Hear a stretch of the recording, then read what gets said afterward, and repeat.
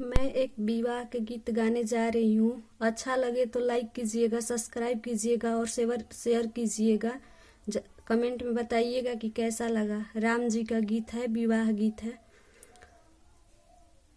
हाथवा के ले बाबा सोने के पातारवा रे यादी तो मानाई बोर खोजे लो नजिया रे यादी तो मानाई बोर खोजे लो नजी पूर्व खोजनी बेटी पश्चिम खोजनी आरे खोजनी उड़ीसा जोग्र नाथ लो नजिया रे खोजनी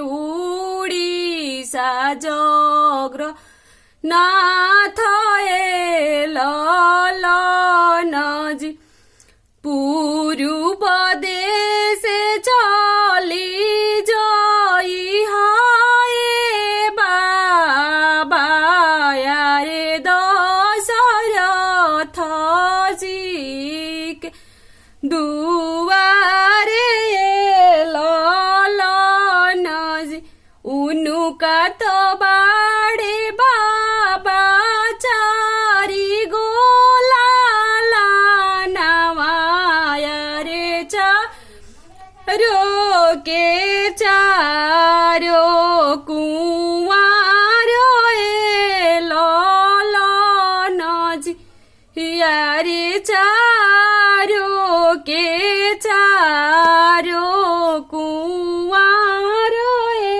लो नजी सावर देखी जानी भागी हो बाबा यार सावर भर मन श्री राम लो नजी अरे सावर भर मन श्री राम लो नजी सावर बर के बाबा तिलक चढ़ाई हो रे सावर बर मन श्री राम लो नजी अरे सावर बर मन श्री राम लो नजी। अच्छा लगे तो लाइक कीजिएगा, सब्सक्राइब कीजिएगा और शेयर कीजिएगा। कमेंट में बताइएगा कैसा लगा। थैंक